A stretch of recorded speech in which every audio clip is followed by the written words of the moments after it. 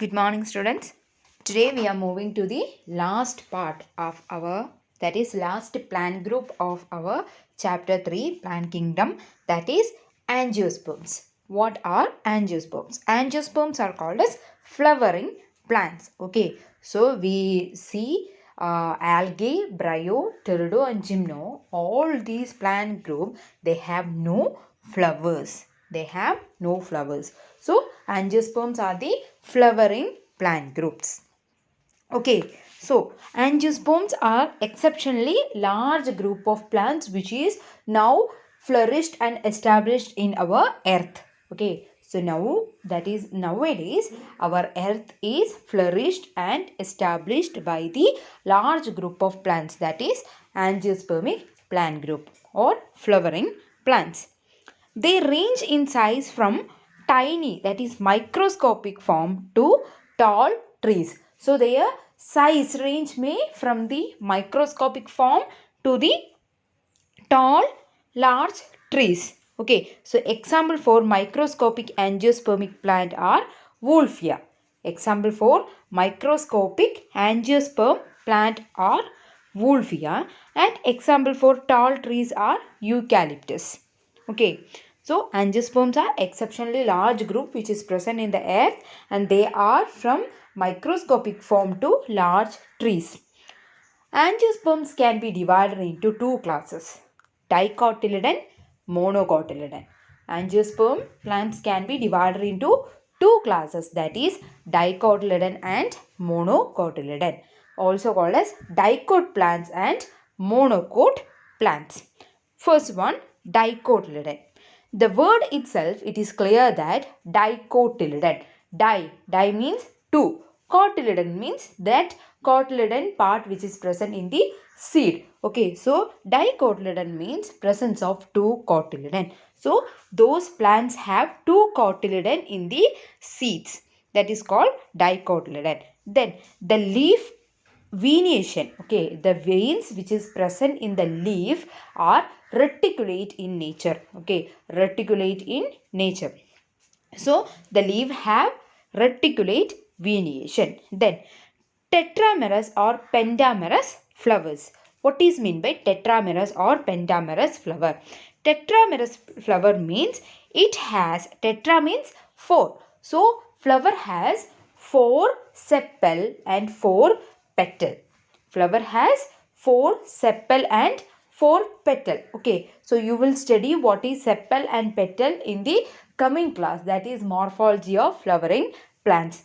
So you just remember now that tetramerous flower means they have four whorls. They have 4 or 5 members in each whorl.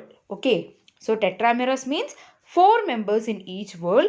Pentamerous means 5 members in each whorl. Look the picture. This is a tetramerous flower having 4 petal. 4 petal. Look this picture. It has 5 petal. 1, 2, 3, 4, 5. So this is pentamerous. This is tetramerous. So tetramerous and pentamerous flowers means each flower whorl has 4 or 5 members respectively. So these are about dicotyledon.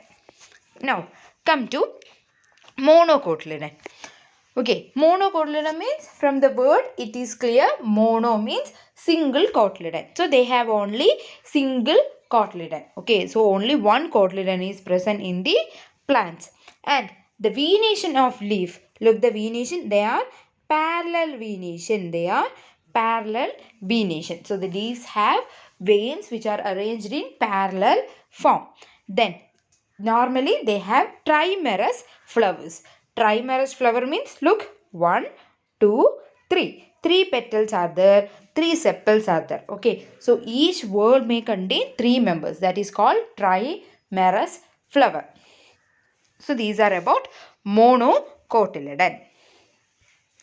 Then come to the reproduction part. Okay, so what we study? We studied that the angiosperm plants are the largest group of plants which is present in the earth. They can be from a microscopic form to large trees. Microscopic form example is Wolffia. Large trees example is eucalyptus. Over 100 meter they will grow. Then the angiosperms are classified into two classes, that is dicotyledon and monocotyledon. Dicotyledon means presence of two cotyledon and their leaves are reticulate venation and having tetramerous or pentamerous flowers. Then come to monocotyledon. Monocotyledon have only a single cotyledon on the seed and the leaves which have parallel venation and mostly the flowers are trimerous condition. These are the general features about dicot and monocot. Then come to the reproduction. Okay, come to the reproduction part. Flower is the reproductive structure of angiosperm. So dash is the reproductive structure. Flower is the reproductive structure of the angiosperms. Then the male's reproductive part in a flower. The male reproductive part in a flower is called androecium. The male reproductive part is called androecium. Individual units of androecium is called stamen. Male reproductive structure is called androecium and male sex organ in a flower or the individual unit of androecium or individual unit of the reproductive structure. Male reproductive structure is called stamen. Okay, then the female reproductive structure is called gynoecium and the individual unit are called carpel or pistil. Okay, so the male reproductive structure are called androecium and the individual units are called stamen. Female reproductive structure are called gynoecium and the individual units are called carpel or pistil. Okay, then come to the male reproductive structure. So the male reproductive structure are androecium and its individual unit are called stamen. Then each stamen may consist of a filament. Each stamen may consist of a filament. This is the filament and this is the anther. Okay, so each filament contain two parts, that is filament and anther. Inside the anther, pollen mother cells are there. Inside the anther, pollen mother cells are there. These pollen mother cells may divide meiosis, that is these pollen mother cells undergo meiotic division to produce microspore which mature to form pollen grains. Okay, so what are the things happening inside the anther? Inside the anther, pollen mother cells are there pollen mother cells are there. These pollen mother cells may undergo meiotic division to produce microspores which mature to form pollen grains. So these are the things which is happening inside the anther. Okay, so anther and filament are the two parts of the individual stamen. Then come to the female reproductive structure in the flower. Okay, female reproductive structure are called gynoecium and the individual units are called carpel or pistil. So each carpel or pistil may contain a solen ovary in its base. Okay, so this is the solen ovary in the base and have an elongated style and have a receptor stigma. Okay, so an individual unit of gynoecium pistil or carpel may contain base, solen ovary, long slender style and finally a receptor stigma. Then ovary contain ovules. Ovules are arranged inside the ovary. Ovules are arranged inside the ovary. Okay, so inside the ovule the egg is present. Inside the ovule the egg is present and those egg may undergo that fertilization process. So these are about the female reproductive structure. Now, an ovule has a megaspore mother cell.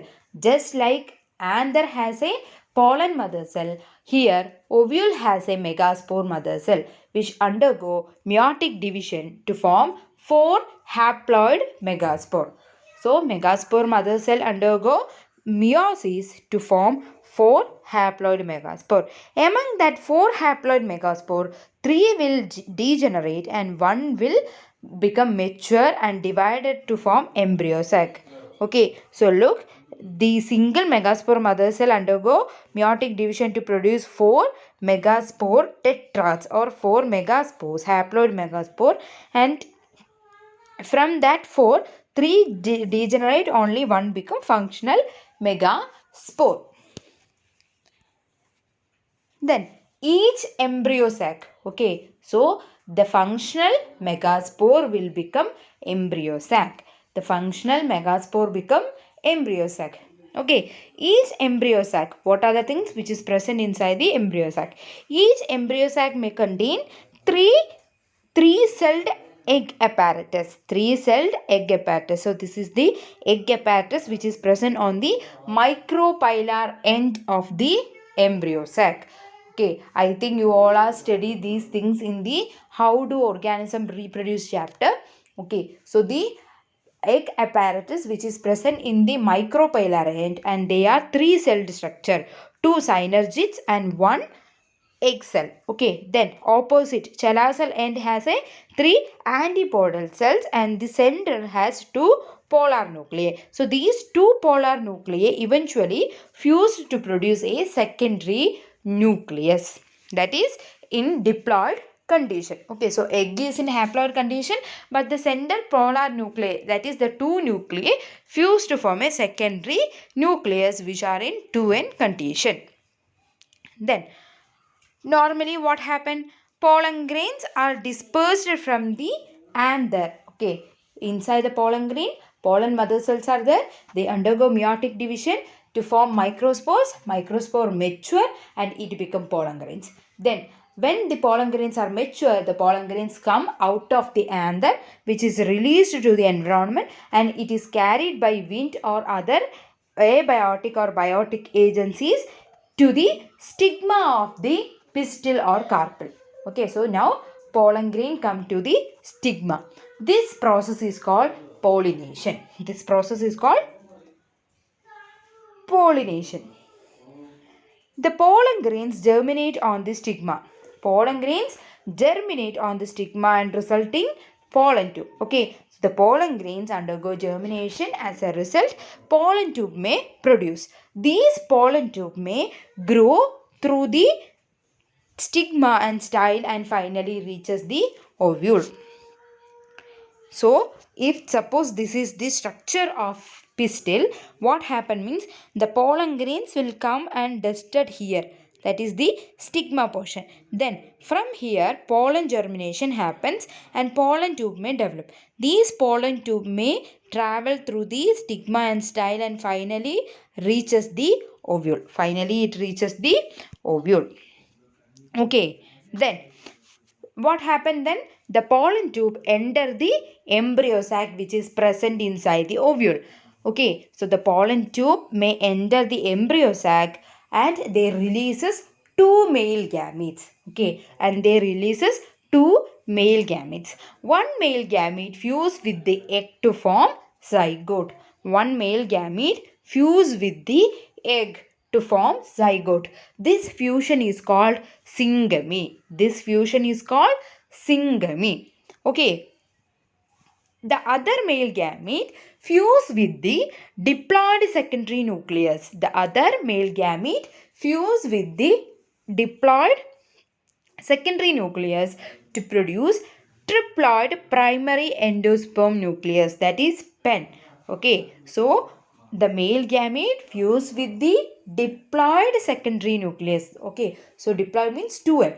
2n plus n equal to 3n. Okay, so it produce a triploid primary endosperm nucleus, that is 3n.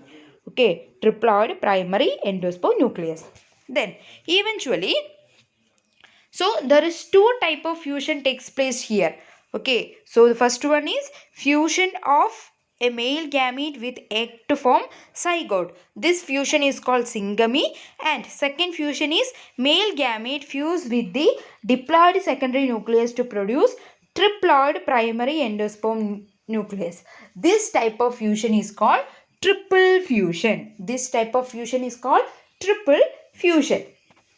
So because there is two fusion involved, that is syngamy and triple fusion, then we will call this type of fertilization as double fertilization. Okay, so double fertilization is an event which is unique to angiosperm. So which is the event unique to angiosperm? Double fertilization. Double fertilization is the unique event to the angiosperm. Then zygote develop into an embryo. So what happened then? Zygote which develops to form an embryo, and the primary endosperm nucleus which develop to form endosperm, and these endosperm which provide nourishment to the developing embryos. Okay, so the male gamete fuse with the egg to form zygote, and these zygote will become embryo. The embryo may be monocot or dicot depending upon the plant classes. It will become monocot or dicot, and the primary endosperm nucleus formed by the fusion of male gamete and diploid secondary nucleus, it will develop to form endosperm which provide nourishment to the developing embryo. Okay, then these other parts which is present in the embryo sac, that is synergids and antipodals, they will degenerate after fertilization. They will degenerate after fertilization. Then what happens after fertilization?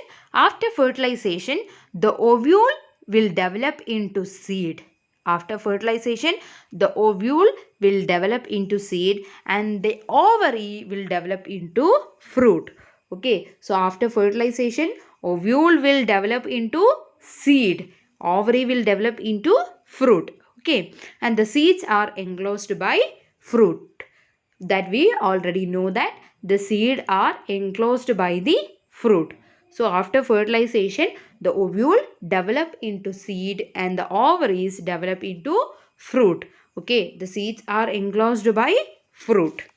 So these are about angiospermic plant group.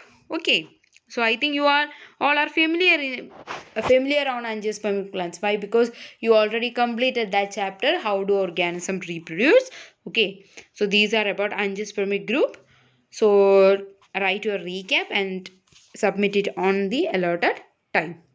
So tomorrow we will discuss about the cycles, the alternation of generation, haplodic cycle, diploidic cycle, haplodiploidic cycle. So tomorrow we will discuss about the alternation of generation, and also we will discuss the book back question. Why? Because that alternation of generation is a small portion. Okay, then we will discuss about the book back questions. Okay.